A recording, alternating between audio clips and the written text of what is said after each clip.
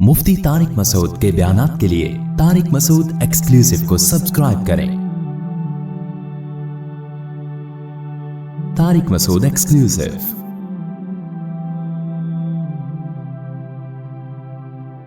कि इस्लाम ने आपको नमाज का हुक्म दिया, खर्च करने का हुक्म दिया, आपने लोगों पे भी खर्च करना है, मस्जिद में भी खर्च करना है, दीनी मदरसों पे भी, गैर मुस्लिमों पे भी खर्च करना है। आपको कोई ज़रूरतमंद, कल मुझे किसी ने बताया, आलिम है वो, उलमा आलिम तो नहीं, उलमा के साथ बैठते हैं, एक गोरे को ज़रूरत थी, कहते मैंने इतना खर्च किया उसके ऊपर, वो बड़ा हैरान हो रहा था, भाई हर एक पे खर्च करो, इंसान पे खर्च करो, आप मुसलमान कंजूस नहीं होता। और एक आखिरी बात कि देखो इस्लाम में और जो गैर मुस्लिम और मुस्लिम में एक बड़ा फ़र्क पता है क्या है? इस्लाम ये चाहता है कि आपके रिलेशन हो, जबकि जो गैर मुस्लिम है ना वो इनफिरादी जिंदगी की तरफ जा रहे हैं, इंडिविजुअल लाइफ होनी चाहिए हर एक की।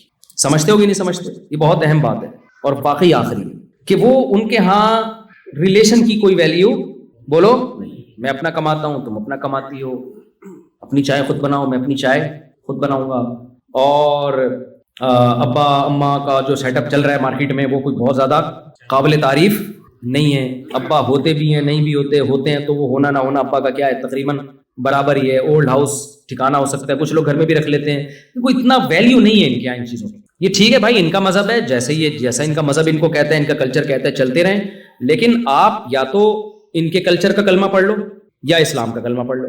इस्लाम का जब कलमा पढ़ोगे तो इस्लाम रिलेशन का कायल है, खालिक और मखलूक का मजबूत रिलेशन चाहता है इस्लाम। आप अल्लाह को अपनी ज़िंदगी से नहीं निकाल सकते, उस रिलेशन के लिए इस्लाम ने कहा नमाज पढ़ो, हज करो, ज़कात दो, रमज़ान में तरावी है, रोज़े हैं, और सदकात और खैरात हैं अल्लाह की खातिर, ये सारी ज़िक्र अस्कार है, ये सब अल्लाह और मखलूक का रिलेशन दुरुस्त करने के लिए। फिर अल्लाह ने मखलूक का आपस में भी एक रिलेशन रखा है, आप उस रिलेशन से दस्तबरदार बोलो नहीं।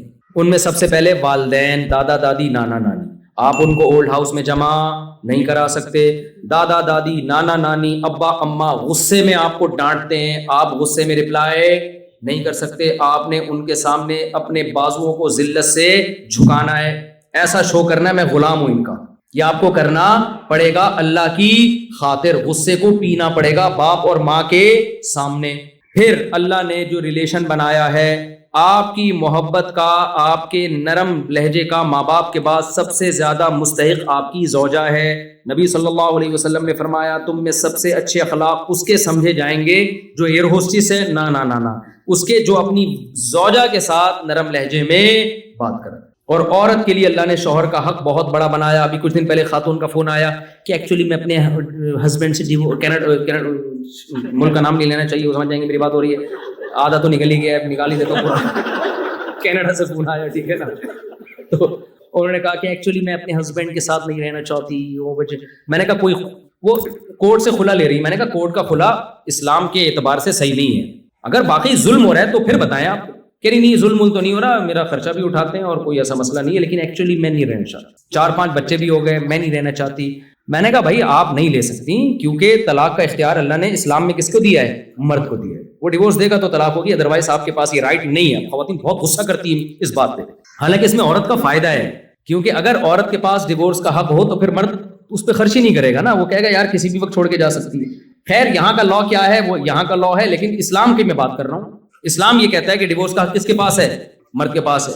तो मैंने कहा आप कनाडा की गवर्नमेंट से आप खुला ले लें, वहां की गवर्नमेंट के हिसाब से वो खुला मोतबर होगा, लेकिन अकॉर्डिंग टू इस्लाम वो मोतबर नहीं होगा। फिर उन्होंने एक मिसाल दी, देखें जब हम किसी कंपनी को ज्वाइन करते हैं, ये मैं आपको बता रहा हूँ आजकल जो सेकुलर जहनियत बन रही है और इस्लाम में क्या फर्क।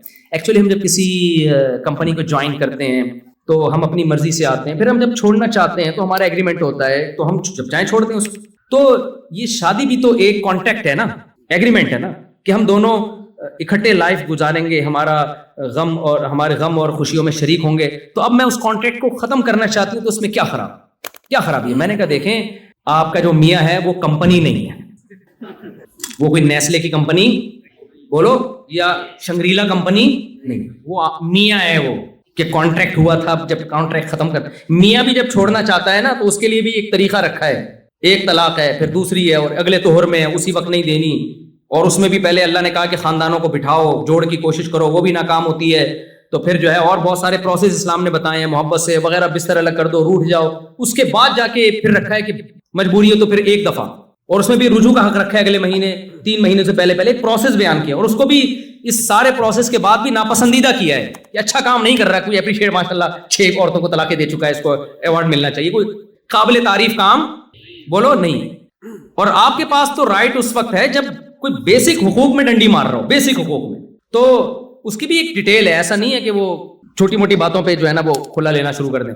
تو میں نے کہا آپ اپنے میاں کو کمپنی سمجھ رہی ہیں, یہ نیسلے کی کمپنی بولو بھائی یہ میاں ہے, اس کا ریلیشن ہے, اس کو راضی کریں گی تو جنت میں جائیں گی, یہ ناراض ہوگا تو جنت نہیں ملے گی. تو آج ریلیشن کیا ہو رہے ہیں, ختم, میری مرضی. جب میں, کیونکہ ریلیشن کو توڑنے کے لیے قربانی نہیں دینی پڑتی, جوڑنے کے لیے قربانی دینی پڑتی ہے. جس آدمی کی بیوی کو 20 سال 30 سال فالج رہا, اور کمال کی بات ہے وہ خود 99 سال میں فوت ہوئے ہیں ان کے ہسبینڈ. مجھے وہ حدیث یاد آئی, نبی نے فرمایا جو چاہتا ہے نا اپنی عمر میں برکت ہو وہ رشتہ داری جوڑے. تو بیوی سے بڑا تو رشتہ کوئی نہیں ہوتا. اس بندے نے 25-30 سال اپنی زوجہ کی خدمت کی بستر پہ, اللہ نے عمر کتنی لمبی دی, برکت دی عمر میں, اور بڑی اچھی لائف گزاری انہوں نے, خوش تھے. ہم کبھی بھی ٹینشن میں نہیں دیکھا ہم نے ان کو. ٹینشن میں ہوتے تو 99 سال میں مرتے کیا. ٹینشن والا آدمی خود بھی مرتا ہے اور دوسروں کو ٹینشن دے کے ان کی عمریں بھی کم کرتا ہے. جب بھی بیٹھا ہوا نا جیسے توے پہ بیٹھا ہوا ہے, ٹھیک ہے نا, ٹینشن دے دے کے مارتا ہے لوگوں کو. تو اب انہوں نے کیا کیا میرے بھائی, دیکھو اللہ کا خوف تھا نا کہ ریلیشن, اسلام کیا چاہتا ہے, ریلیشن, تو مضبوط کیا ریلیشن کو. تو ریلیشن توڑنے کے لیے قربانی نہیں دینی پڑتی, ریلیشن جوڑنے. تو آپ یہاں رشتہ داری والے سسٹم کو مضبوط کریں. رشتہ داری بنائیں بھی, جوڑے بھی. بنتی شادی سے, نکاح ہوگا, بچے ہوں گے, رشتہ داری بڑھے گی نا. پھر آپ کے بچوں کے چاچے مامے ہوں گے. ابھی میں جاپان میں گیا تو وہاں جو پشتو لوگ تھے ان کے چاچے مامے 100 افراد ایک خاندان کے, ایک ہی خاندان. تو رشتہ داری پھیل گئی نا. تو رشتہ داری پیدا بھی کرنی ہے اور اس کو پھر جوڑنا ہے. ہاں شرعی حدود کے اندر. ایسا نہ ہو آپ نے ایک میوزیکل شو کا انتظام کیا ہے, رشتہ دار اس بہانے جمع ہو جاتے ہیں سارے کے ساتھ, بھاڑ میں جائے, ایسا جمع ہونا نہیں چاہیے. یا بے پردگی شروع ہو جائے کہ اپنی وائف کو ان کے اس کے ہسبینڈ سے ملا رہے ہیں اور اس کی وائف آپ سے ہاں ہاں ہی کر کے مل رہی ہے, تاکہ ہم ایک فیملی کی طرح. نہ بھائی, محرم نامحرم کا فرق اللہ نے رکھا ہے. اس محرم نامحرم کے فرق کے ساتھ رشتہ داری کو آپ کو جوڑنا پڑے گا, گیدرنگ کرنی پڑے گی, ایک دوسرے پہ خرچ کریں, ایک دوسرے کو دیکھیں. کوئی ضرورت تو نہیں ہے. اللہ نے غیر مسلموں پہ بھی خرچ کرنے کا حکم دیا اور اپنے رشتہ داروں کو زیادہ فوکس کیا ہے. نبی نے فرمایا ایک صدقہ غیروں کو دیتے ہو اس سے 1 ثواب ملتا ہے, جب رشتہ داروں کو دو گے, خرچ کرو گے تو 2 ثواب ملے گا. کیوں؟ ایک صدقے کا, ایک رشتہ داری جوڑنے کا. کیونکہ پیسوں سے جتنا رشتے جڑتے ہیں دنیا میں کسی چیز سے نہیں. کتنا بھی روٹھا ہوا ہو نا, پیسے پکڑا دو اس کی جیب. کوئی بھی, آخری بات ہے, آخری مثال, پیسے سے جڑتا بھی ہے, ٹوٹتا بھی ہے. آج کتنے لوگ ہمیں شکایت کرتے ہیں, یار ہمارے رشتہ دار آسٹریلیا آئے, پیسہ آ گیا, اب ہمیں سلام کرنا بھی انہوں نے چھوڑ دیا. جب پاکستان جاتے ہیں نا تو ان کو انسلٹ محسوس ہوتی ہے, یہ رکشے والا میرے پاس آ کے کیوں بیٹھ رہا ہے, یہ ٹماٹر والا ہے, یار یہ میرے اسٹینڈرڈ کا نہیں ہے. او بھائی, آپ کا بھائی ہے, آپ کی بہن ہے, آپ کا چچا زاد ہے, آپ کا کزن ہے, آپ کی کزن ہے. آپ کو تکبر, زیب, یہ اللہ کی دین ہے, کسی کو زیادہ دیتا ہے کسی کو کم دیتا ہے. آپ نے ان کے ساتھ ذرا بھی اکڑ دکھائی نا, اللہ کی نظر میں فرعون بن جاؤ گے آپ. فرعون کے ساتھ ٹیکنیکل فالٹ کھوپڑی کا ہی تو تھا, پیسہ عزت آئی تو کھوپڑی نے کام کرنا چھوڑ دیا. تو رشتہ دار, ماں باپ کیسے ہی گنوار ہوں, دیہاتی ہوں, آپ کتنے پڑھے لکھے ہو گئے بھائی, آپ ماں باپ سے آگے نہیں نکل سکتے. اصل انگلش آ جاتی ہے, ابا پنجابی بول رہے ہیں تو ابا ہی نہیں اچھے لگ رہے, یار یہ تو پینڈو ٹائپ کے ہیں, ان کو تو تمیز سے بات نہیں کرنا. اور بھائی وہ آپ کا باپ ہے, آپ کو اسی کے قدموں میں, جاہل باپ کے جاہل ماں کے قدموں میں ہی جنت تلاش کرنی پڑے گی. آپ اس سے آگے نہیں نکل سکتے. آپ کا بھائی ہے, آپ کی بہن ہے, آپ کے رشتہ دار ہیں. نبی نے فرمایا رشتہ داری توڑنے والا جنت میں نہیں جا سکتا. تو آپ کو ریلیشن کو جوڑنا پڑے گا, پیسوں کے ذریعے بھی, اخلاق کے ذریعے بھی.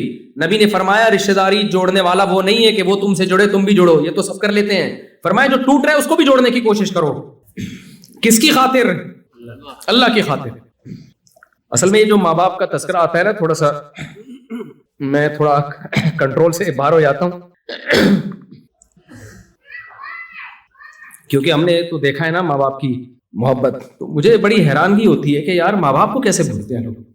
یعنی والدین سے زیادہ تو کوئی تصور, کوئی محبت کی مثال دی نہیں جا سکتی, کوئی مثال نہیں دی جا سکتی. اس کو آ کے کیسے بھولتے ہیں یار, میں تو یعنی بہت حیرانگی ہوتی ہے کہ ماں باپ کو کیسے بھول جاتے ہیں. ابھی کچھ دن پہلے کسی نے بتایا کہ کوئی خاتون اپنے ماں کو ڈانٹ رہی تھی. اس بیچاری سے امیگریشن میں کوئی اس کو نہیں آ رہا ہوگا بورڈنگ کارڈ کیسے لگایا جاتا ہے, پڑھی لکھی نہیں ہے, تو اس کو سنا رہی ہے, گھنٹے سے سمجھا رہی ہوں. تو یار یہ تم پڑھے لکھے ہو, وہ تھوڑی پڑھے لکھے ہیں.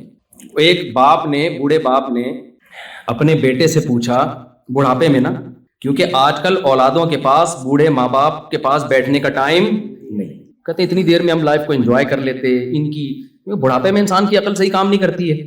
تو ایک بوڑھے باپ نے اپنے بچے سے پوچھا بیٹا یہ کیا, کوا بیٹھا ہوا تھا, بیٹے نے کہا کوا ہے, پھر بھول گیا بیچارہ, پھر دوبارہ پوچھا, 2-3 دفعہ پوچھا, بیٹے کا میٹر, کیونکہ پڑھا لکھا بہت ہے نا, ایجوکیشن ہے, اور فضول سوالات سے ڈپریشن میں جاتا ہے.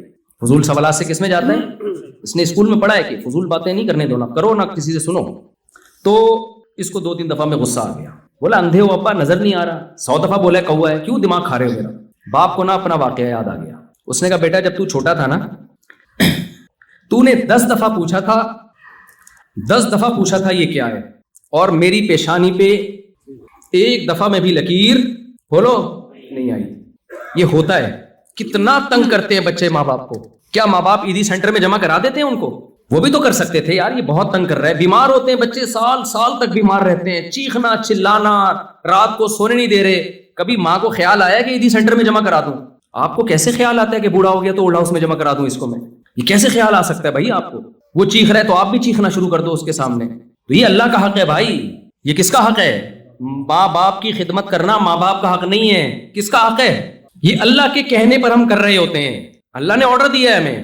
عیسیٰ ابن مریم ماں کی گود میں تھے جب اللہ نے بولنا سکھایا, تو ماں کی گود میں جب بول رہے ہیں نا کہ میں بغیر باپ کے ہوں, میں ولد الزنا نہیں ہوں, مجھے کس نے پیدا کیا؟ اللہ نے. اسی وقت کہہ رہے ہیں کہ مجھے اللہ نے حکم دیا ہے کہ نماز قائم کروں, زکات دوں, وبرم بوالدتی, میں پیغمبر بنوں گا, اور ایسا پیغمبر جو قرب قیامت میں نازل ہو کر مسلم امت کی قیادت کروں گا, لیکن مجھے حکم دیا ہے کہ میں اپنی ماں کے ساتھ اچھا سلوک کروں. اتنے بڑے پیغمبر کو اللہ ماں کی گود میں بتا رہا ہے کہ بڑے ہو کر اپنا مقام دیکھ کر اپنی ماں کو تمہیں بھولنے کی اجازت بولو نہیں ہے. تو بھائی یہ بہت بڑا حق ہے, اس کو آپ ہلکا نہ سمجھیں. یہاں نسلیں بڑی بدتمیز ہو رہی ہیں آج کل کی. جن گھروں میں ماں باپ کا احترام ہے نا, وہ پتہ ہے وہ ماں باپ ہیں جنہوں نے اپنے باپ اور ماں کی حیثیت ہی ختم کر دی ہے. وہ اولاد کے سامنے جھک گئے ہیں. ان گھروں میں ماں باپ کی چلتی ہے, یعنی ماں باپ کے ساتھ اچھا سلوک ہے, کیونکہ باپ اپنے آپ کو باپ سمجھتا ہی نہیں ہے. اس نے کمپرومائز کر لیا, بھائی یہ بیٹا ہے, کسی بھی وقت اس کا میٹر گھوم سکتا ہے. میرے پاس کیس آتے ہیں نا کراچی میں, تو بیٹا بگڑا ہوا ہے, تو باپ بیٹے کو لے کر آتا ہے کہ یہ بگڑا ہوا ہے. بیٹا اتنی اونچی آواز سے بات کر رہا ہوتا ہے نا, اور باپ بڑے نرم لہجے میں. باپ کو ڈر ہوتا ہے اگر میں نے تھوڑا اونچی آواز سے بات کی, یہی مفتی صاحب کے سامنے مجھے سنا دے گا. پھر بیٹا بتا رہا تھا میرا باپ یہ ہے, میرا باپ یوں ہے. مجھے لگتا ہے کہ یار تو اپنے اسٹائل سے بتا رہا ہے کہ باپ تو ہے اور اولاد تو نے اس کو بنا کے رکھا. تو بھائی اللہ کے بعد سب سے بڑا حق کس کا اللہ نے دیا ہے؟ اولڈ ہاؤس میں نہیں جمع کراؤ, ان کی خدمت کرو, ان کے پاؤں میں جنت تلاش کرو. تو اسلام کا حکم نماز ہے, شراب سے بچنا, زنا سے بچنا, روزہ رکھنا, حج کرنا, اللہ سے ریلیشن. اس کے بعد اللہ نے کس سے ریلیشن بتایا ہے؟ مخلوق سے. تو آپ نے ریلیشن بنانے بھی ہیں اور ریلیشن کو آپس میں جوڑنا. جو کچھ کہا سنا, اللہ ہم سب کو اس پر عمل کی توفیق عطا فرمائے.